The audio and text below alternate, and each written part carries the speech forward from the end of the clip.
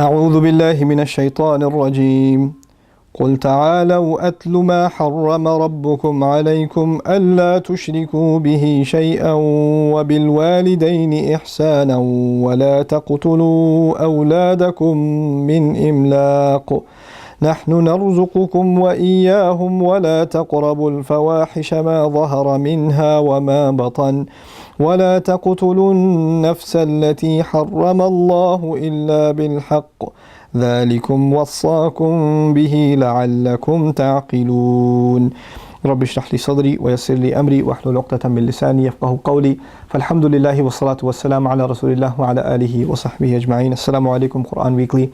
Today in the 8th juz, I wanted to share with you an ayah number 151, just one small reflection from this ayah that has to do with our parents.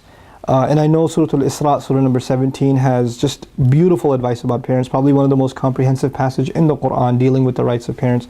But there's something about this ayah that really gets me. The ayah begins, قُلْ تَعَالَوْا أَتْلُ مَا حَرَّمَ رَبُّكُمْ عَلَيْكُمْ. Tell them, the messenger is told, come on, let me read on to you, let me recite on to you what your master has made impermissible for you. Let me tell you what is made impermissible by your master, by your Rabb.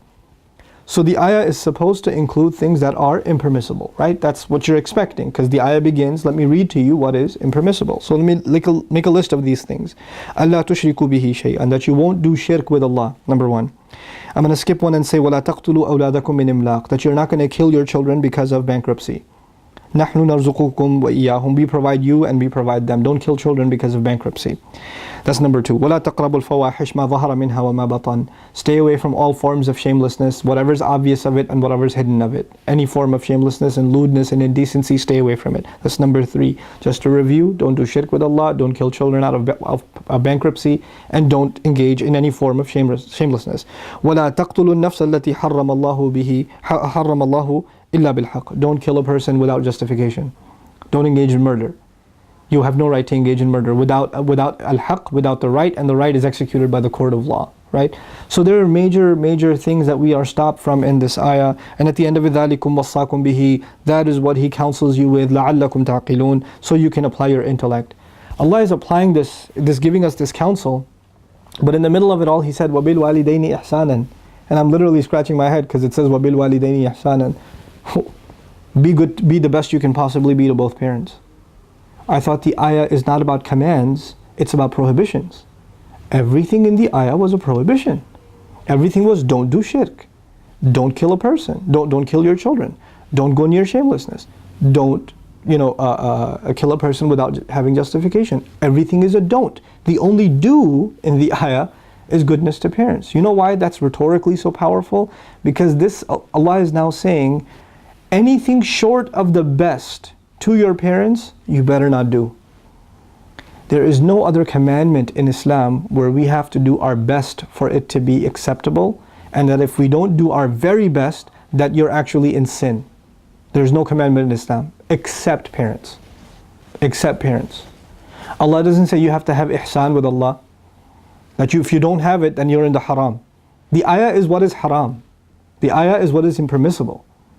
And Allah says, وَبِالْوَالِدَيْنِ إِحْسَانًا, both parents, you better absolutely be the best you can be. You better be good to them under any circumstance. And the other awesome thing in this ayah, and by the way, anything short of your best, and you're in the haram. You're in what Allah forbade. That's the remarkable thing about this ayah. If I don't have the perfection in my prayer, I'm still not sinful technically. I should work towards perfection, but I'm not sinful. I'm not in the haram at least. If I don't have perfection in how I speak to people, I could be better, but I'm not sinful at least.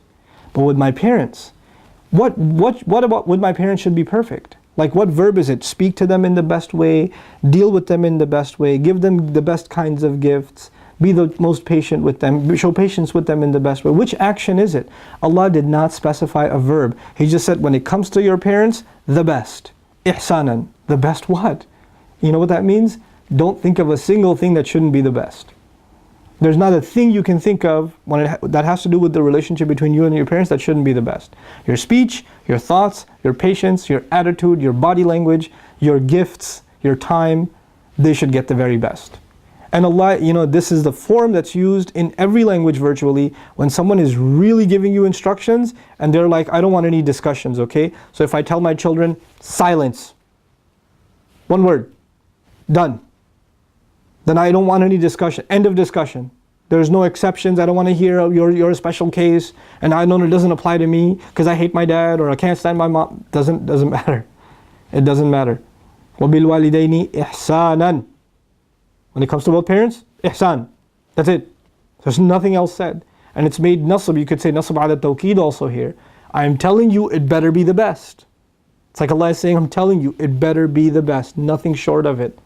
And that's in this remarkable ayah, in which everything else was forbidden. And by implication, what's forbidden with our parents is anything short of the very best. May Allah help us live up to this incredible standard and really give us the strength and the patience, really the patience to deal with our parents when they become hard to deal with, when they become, angry unnecessarily, when they make, inappropriate demands from us, and we sometimes even un-Islamic demands from us. How are we going to navigate that? We're going to even navigate those situations with ihsan in the very best way we possibly can. May Allah give us the courage and wisdom and patience to be able to deal with those difficult situations with our parents, and may Allah forgive our parents for the mistakes that they make. Barakallahu li wa lakum. Wassalamu alaikum wa rahmatullahi wa barakatuh. Quran Weekly. No, absolutely not. Absolutely. We are one no mama who should stand with each other through all the highs and lows. One no mama, one no mama, one no